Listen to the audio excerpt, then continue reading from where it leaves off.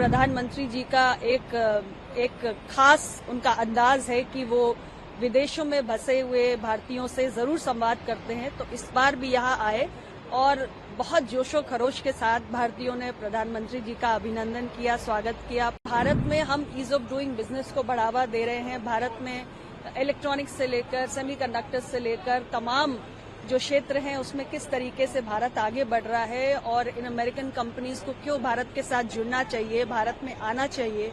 आज भारत एक globally one of the most attractive destination for investment बन चुका है। अब युद्ध का दौर नहीं है और आज का जो दौर है उसमें हमें संवाद के जरिए, डायलॉग के जरिए, डिप्लोमेसी के जरिए ही रास्ते निकालने चाहिए। माननीय प्रधानमंत्री श्री नरेंद्र मोदी जी के कारण आज 140 करोड़ भारतीयों को ये सौभाग्य प्राप्त हुआ है कि आज भारत जो भी कहता है उससे पूरी दुनिया सुनती है। भारत की मान और प्रतिष्ठा को अंतर्राष्ट्रीय पटल पर प्रधानमंत्री जी ने जिस कदर बढ़ाया है वो हम सभी के लिए बहुत गौरव की बात है।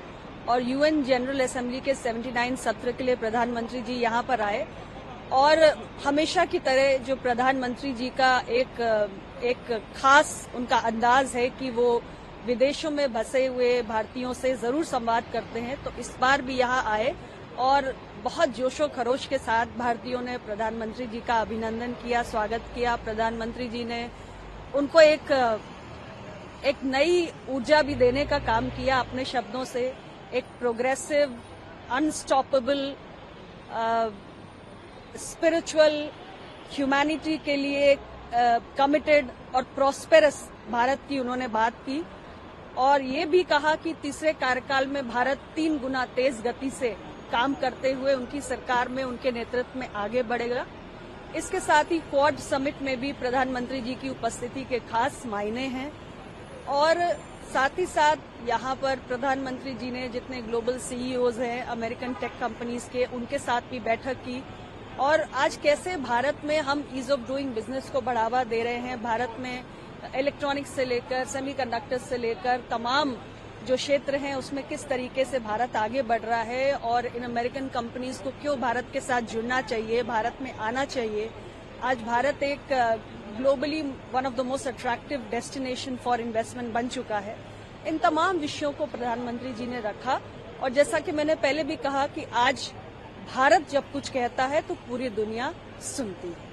मैम, भारत आज जब कुछ कहता है पूरी दुनिया सुनती है, लेकिन अगर पिछले कुछ दिनों की बात है जब यूएस में विपक्ष के नेता राहुल गांधी आए थे, उन्होंने जिस तरीके से टिप्पणी की, जिस तरीके से चाहे सरकार जो है केंद्र में आप लोगों की सरकार है, जिस तरीके से कहा कि बहुत समस्याएं हैं यहाँ पर, चाइना से कंपैरिजन कहीं ना कहीं किया गया कि चाइना आगे बढ़ रहा है लेकिन हमें उनसे सीखने की जरूरत है। इसके अलावा अन्य भी टिप्पणी की गई, क्या कहेंगी? क्योंकि देखिए, प्रधानमंत्री जी प्रोग्रेसिव भारत की बात करें, दूसरी तरफ से विपक्ष के नेता विदेश की धरती पर आके बहुत सारे बयान दे जाते हैं। देखिए, हमारे विपक्ष के नेतागण को ये समझने की आवश्यकता है, खास तौर से आदरणीय राहुल गांधी जी को, कि विपक्ष के नेता के रूप में उनकी भूमिका निश्चित रूप से सरकार की आलोचना की है, सरकार को कटघरे में खड़ा करने की है, लेकिन यह भूमिका उनकी देश के भीतर होनी चाहिए।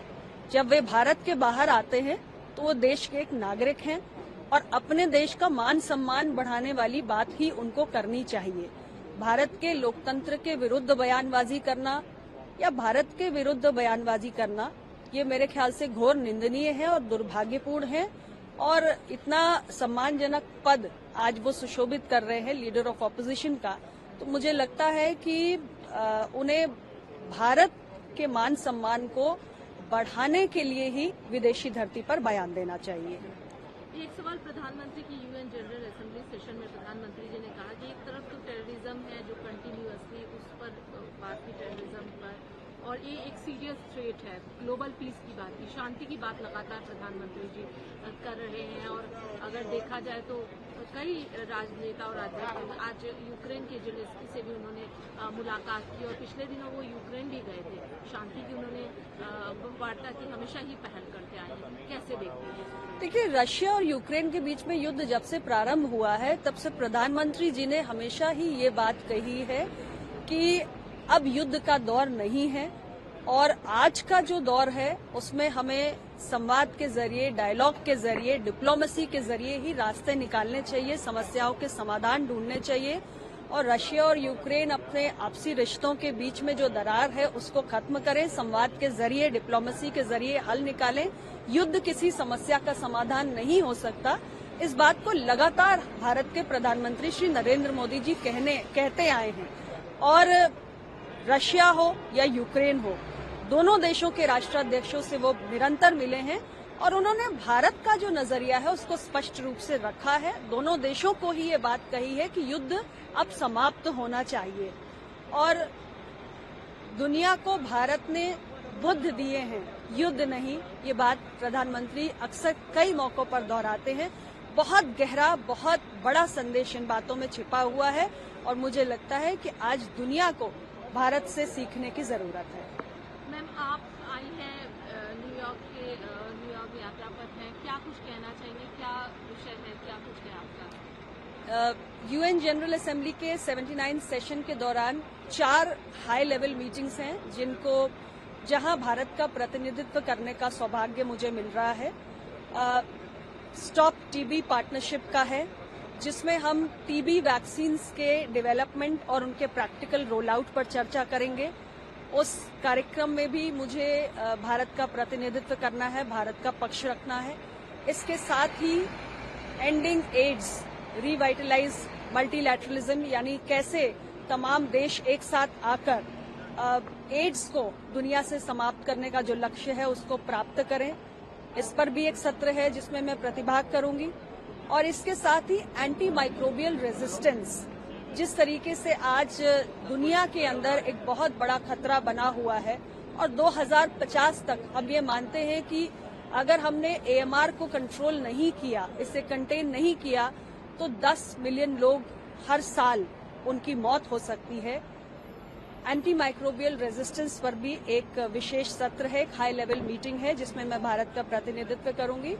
और चौथा, आप जानते हैं कि G20 की प्रेसिडेंसी अब ब्राजील के पास है, तो एक उन्होंने पहल की है और joint health finance task force बना हुआ है जिसमें हम सोशल डिटर्मिनेंट्स ऑफ हेल्थ के ऊपर बात करेंगे। इसके साथ ही उनका अपना एक प्रस्ताव है ब्राजील का डेट फॉर हेल्थ स्वैप को लेकर, जिस पर तमाम प्रतिनिधि देश चर्चा करेंगे। उस एक इवेंट में भी मेरी भागीदारी होगी। तो कुल मिलाकर 4 ऐसे हाई लेवल मीटिंग्स हैं जो अलग अलग 4 विषयों पर हैं।